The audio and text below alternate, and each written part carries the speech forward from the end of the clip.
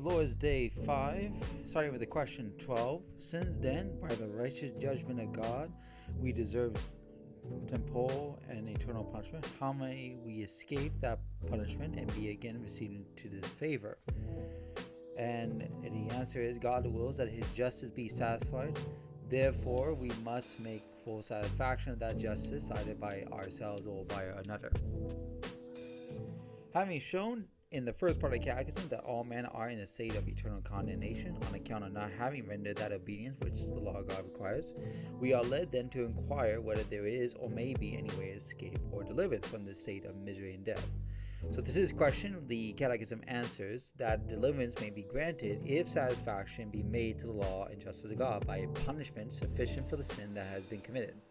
And so the law binds all either to obedience, or if this is not rendered, to punishment, and the performance or payment of either is perfect righteousness, which God reproves of in whosoever is found.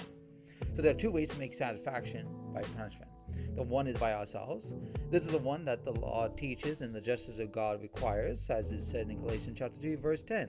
Curses to everyone that continue not in all things which are written in the law to do them. This is a legal fact. But the other way to make satisfaction is by another.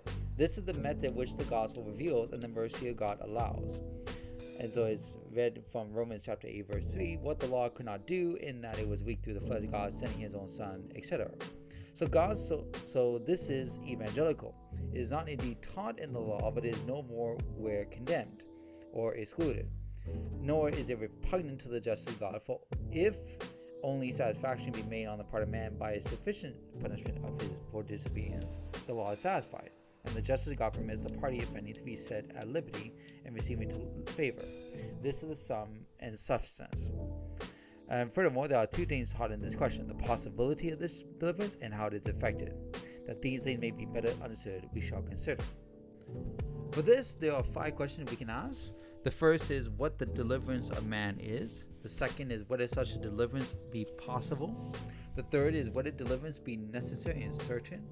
Fourth is whether a perfect deliverance may be expected. And fifth, how this deliverance is accomplished. The first question, what is the deliverance of man? So the word deliverance is relative because every deliverance is from something to something. For example, from captivity to liberty. But as for all men, by nature are the slaves of sin, Satan, and death, we cannot better and more correctly understand what the deliverance of man is than by a consideration of what his misery consists in. And the misery of man consists in this: first, in the loss of righteousness and in inbred corruption or sin. Secondly, in the punishment of sin, his deliverance. Therefore, from this misery requires, first, the pardon and abolishing of sin, and the restoration of the righteousness that was lost. And secondly, a release from all punishment and misery. So therefore, the misery of man consists of 2 parts. One is of sin and death. And so a deliverance consists of 2 parts. A deliverance from sin and death. Deliverance from sin includes the pardon of sin, that it may not be imputed unto us, and abolishing of sin by the renewing of our nature, that it may not reign in us. Deliverance of death is a deliverance from despair and a sense of the wrath of God from the calamities and miseries of this life, and also from death, both temporal and spiritual. From these things it is easy to perceive what we are to understand by the deliverance of man. It consists in a perfect deliverance from all the misery from sin and death, which the fall has entailed upon man, and the full restoration of righteousness, holiness, life, and eternal felicity through Christ, which is begun in all the faithful in this life and will be fully perfected in life to come. Second question, would such a deliverance be possible? So that this deliverance of man from the ruins of the fall is possible can be inferred from a consideration. One, of the immense goodness and mercy of God, which would not suffer the whole human race to perish forever. 2, the infinite wisdom of God would naturally lead us to expect that he would be able to devise a way by which he might exhibit his mercy towards the human race and yet not violate his justice. And 3, a consideration of the power of God might lead us to the conclusion that he who could create man out of nothing after his own image could also raise him up from the ruins of the fall and deliver him from death and sin. To deny the possibility of deliverance of man is therefore to deny the goodness, wisdom, and power of God. But in God there is neither wisdom, nor goodness, nor power wanting. For the Lord bring it down to the grave and bring it up, as 1 Samuel 2:6. But we must inquire particularly, whence do we know this deliverance to be possible? Whether a human region without the word of God can arrive at this knowledge, and whether Adam after his fall could know hope for it. And so to answer this, that our deliverance was possible, we now know from the event itself and from the gospel, or from that revelation which God was pleased to make. Human reason, however, if left to itself, could know nothing of this deliverance, or of the manner in which it could be effected, although it might probably have conjectured that it was not impossible, which, by the way, is very doubtful. Inasmuch it is presumable that so glorious a creature as man would be created for eternal misery, or that God would give a law that can never be fulfilled. These two arguments are in themselves forcible, but human reason, on account of its corruption, does not subscribe to them. So therefore, those who are without the church and ignorant of the gospel can have no knowledge or hope of deliverance. So Adam, after the fall, without a special promise and revelation, could neither know nor hope for by the mere exercise of his reason. When sin was once committed, the mind of man could think of nothing but the severe justice of God, which does not permit sin to pass with impunity, and the unchangeable truth of God, which has declared, in the day that you eat thereof, thou shalt surely die. So Adam knew full well that it was necessary to make satisfaction to his justice and truth in God by the everlasting destruction of the sinner, and hence he could not hope for any deliverance in his case. He might indeed probably have supposed that deliverance could be effected if satisfaction could be made in any way to the justice and truth of God, but he could neither hope for it nor conceive how, or by whom it could be accomplished.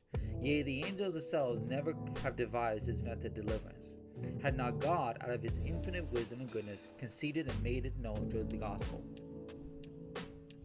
An addition can be said as follows: if deliverance seemed impossible to Adam on account of the justice and truth of God, then it must now also seem to be impossible, for a violation of the justice and truth of God cannot take place now any more than formerly. But the escape of the sinner from punishment would be a violation of these attributes of God. So that's the objection, but in this manner we reply that if the sinner would escape judgment, punishment without a sufficient satisfaction being made for sin, it would indeed be a violation of the justice and truth of God. Had Adam seen a satisfactory solution to this problem, he would have had reason to hope for deliverance, especially if he had considered at the same time the nature of God, his infinite goodness, wisdom, and power, and the end for which he created man, and that it would not be consistent with the character of God, who is most wise, good, and powerful, to create a being of such noble powers as man to endure everlasting misery, or that he would give such a law to man as could never be perfectly obeyed. Yet he could not entertain any certain hope, for, as we have already remarked, before the gospel was published, neither he nor any other creature were able to see or contrive a way of escape from punishment that would be in harmony with the justice of God, nor would any way of escape ever have been contrived had not God revealed it through his Son. So this now is the substance of what has been said. Man, being fallen, could hope for no deliverance from sin and death before he heard the joyful promise that the seed of the woman should bruise the head of the serpent. But yet he ought not, neither could he simply despair, as it were wholly impossible. For although he could not conceive any necessary reason from which he might conclude upon his future deliverance, nor understand the way in which satisfaction could be made, yet it does not follow that if a creature could not discover this, therefore God could not discover it. He ought therefore to have looked away from himself to the wisdom, goodness, and power of God, and not have despaired, although everything seemed to drive him to desperation. Yet that the sound of the gospel had not reached his ear, nothing could have sufficiently comforted him under the temptation to which he was exposed. But after the promise was once made known, and he was brought to understand the method of redemption through Christ, and then he could not only hope for deliverance with certainty, but could also resolve all doubts and objections which might arise, among which we may. Third is whether deliverance can be necessary and certain. So although God was not under the least obligation to deliver man from the misery of sin, but was free to have all men in death, and say none, for who had first given to a man shall be recompensed unto him again, as Romans 11:35 says. It may be correctly said that man's deliverance was and is necessary, understanding by this term not an absolute but a conditional necessity, as it is called. So this can be proven 4 ways. 1, because God has most freely and unchangeably decreed and provided it, and it is impossible that he should lie or be deceived. as we see from Ezekiel 18:23, as I live, I have no pleasure in the death of the wicked but that. 2, because God desires to be praised and glorified forever by man, and as is taught in Ephesians 1:6, he has made us to the praise of the glory of his grace. 3rd is because God did not in vain send his Son into the world, neither did Christ die in vain. I came down from heaven not to do my own will, but the will of him that sent me. And this is the Father's will which has sent me, that of all that which he has given me I should lose nothing. That's from John 6:38-39. And the 4th reason is because God is more inclined to mercy than to wrath, but in the punishment of the wicked his wrath is manifested. Much more therefore will he manifest his mercy in the salvation of the righteous. 4th question is whether a perfect deliverance may be expected. So deliverance of man is perfect in this life as it respects the commencement of it, but in life to come it will be perfect also as it respects the consummation of it. Now it is perfect in all its parts, being a deliverance from the evil both of guilt and of punishment. Then it will be perfect also in the degrees of it, when all tears shall be wiped away from our eyes, when the perfect image of God will be restored in us, and God shall be all in all, and this is proven. 1, because God does not deliver us only in part, but saves and loves perfectly all those whom he saves. And 2, because God will punish the wicked most severely, that he may by these punishments fully satisfy his justice.